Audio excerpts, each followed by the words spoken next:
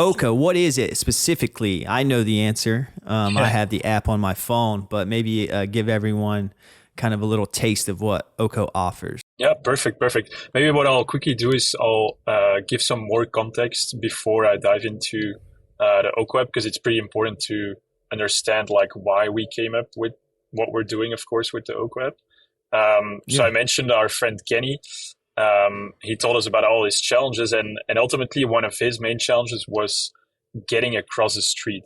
And so what that means is getting access to, here in the US, a walk or don't walk sign, and mostly outside the US, we call it a green or red pedestrian light. And so what fascinated us more so in a negative way was we came to the realization that a lot of pedestrian crossings are not accessible from a physical standpoint. That was firstly discovered, of course, in Belgium, and ultimately we found out that that was just a general trend all over the globe. And so that actually triggered us to come up with a solution that was more scalable, making basically every pedestrian signal accessible. And that ultimately has led to developing the Oko app. And so what Oko does is we use your smartphone camera, the back camera of your iPhone, and AI, and in very specific terms, it's computer vision. And so what we do with the AI is if you're coming to an intersection that is lighted, we will recognize the pedestrian signal and tell you whether the walk or don't walk sign is on. And so for a lot of people, like, it's maybe good to understand like what is a walk sign, what's a don't walk sign, because there's sometimes confusion. So a walk sign is literally a walk sign symbol. It's some sort of like white greenish color. And then you have the red hand to indicate the don't walk sign. And so that's basically what our technology is looking for in space, and then translates that visual information in three feedback mechanisms. So one is visual feedback. So the screen of your phone lights up a certain color. For example, the walk sign is a green overlay, and the don't walk sign is a red overlay. So it actually tries to resemble what is happening out there. And then, of course, the second, but probably third most important ones is auditory and vibration or haptic feedback. Of course, those two are mostly used by our users these days, which basically means that there's a distinct audio and vibration pattern that we play through your phone, so that you know whenever you have the walk sign or whenever you have the don't walk sign. And hence, of course, you can use it to make a more considered decision when you can cross the street. Yeah. And we met for coffee, but at the end of our meeting, we went outside and you gave me basically a demo on your phone. And we went to a crosswalk, and we were in a busy part in Midtown Manhattan. And it worked perfectly. It kind of took me seeing it for it to click. And I know a lot of people listening are probably imagining what it is that, we're describing right now or talking about. So I'd recommend everyone just download the app because it's free. Just go to the App Store and type in OKO. It's very easy to set up. In fact, after me and you met up, I downloaded it on my way to lunch. Yeah, that's so cool, man. and I was messing around with it. And I had some fun with it. But, going back to the display and the sounds, and that you called it haptic. Yeah, that's a new something I've learned. Or haptic vibration. is like vibration. Exactly, yeah. Okay. That's more the fancy word, I would say. Yeah. But I honestly, even as someone with a lot of central vision, the sound and the haptic feedback, the vibrations, was my favorite part of it, because the vibration on your phone, basically when you hold up your camera, you're looking at the crosswalk, and it'll basically tell you when you can and can't cross, as long as there's like an electronic, display, like, the white man or the, do not cross sign. Has to be electronic, right? That's a key component to this. Yeah, exactly. Yeah. So it's basically the LED lights for pedestrian signals. And indeed, it's like that walk symbol or that red, orange hand to indicate which status the signal is on. Yeah, so it would tell you when you can cross, and it would vibrate and play like a sound effect that kind of signaled like you're safe to cross. Mm-hmm. And then it would do the same thing if it's not safe to cross, it would have that flash of red, and it would also vibrate.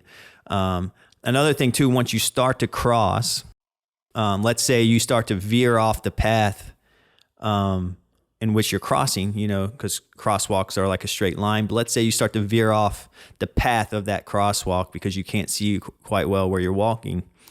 Your phone will vibrate and kind of notify you that you're not really facing the crosswalk anymore. Can you talk about that, like all the little safety features you've built in? Yeah, sure. That's indeed, I would say, a secondary and third thing to the app. Indeed, the main thing is telling people walk or don't walk is on, but I think the second thing is alignment, and then the third is more so veering off. Maybe talking a bit first about alignment, because that comes actually first when or before you're crossing the street. I think what's interesting to know is, like, if you're approaching an intersection as a blind or low vision individual, you're most of the time, of course, using a wide cane or a guide dog.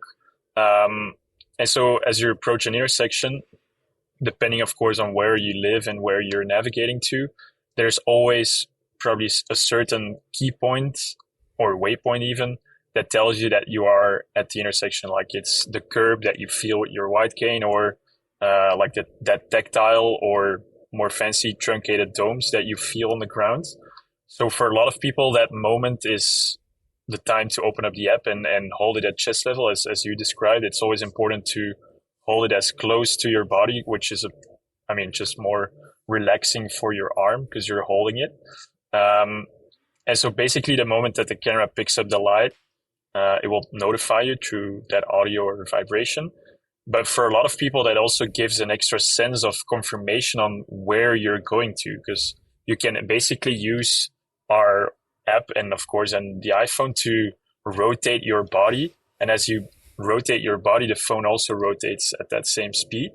And so basically you can also use it as an orientation tool to align yourself towards that crosswalk where indeed the pedestrian signal is located. And so that's, let's say, a first thing that some people do. I won't say all, of course. And if, for example, then the walk sign comes on, it's a very fast beep, and there's also a voice saying walk signal.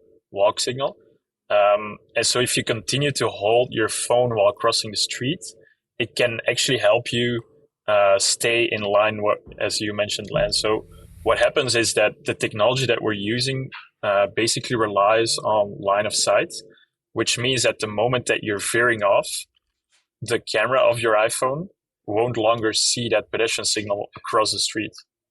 And so that means that our AI can't see any pedestrian signal visibly in the camera that it's getting. And so that means then that the feedback automatically drops away.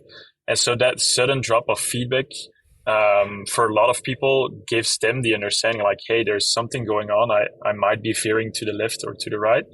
And again, by doing that rotation of your body, using it again as an orientation tool and waiting for the feedback to come on again, that's for them a way to get back on track, let's say. And there's actually, it's a long time ago, a couple of months ago, with a cool organization in Milwaukee that reviewed our app, and they had a funny saying, which is, if you stop hearing, you're veering. And that's the thing, right? If there's no feedback coming, you're basically going in the wrong direction. Yeah, it's such a helpful tool.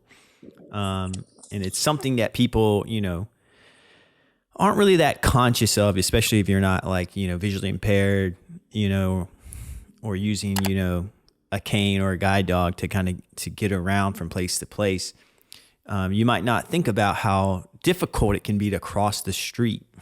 Exactly. I think even here in New York, a lot of people might want to use it as well. I mean, everyone is always looking at his phone. Yeah. So it might be a bit even less dangerous for all of them to use our app.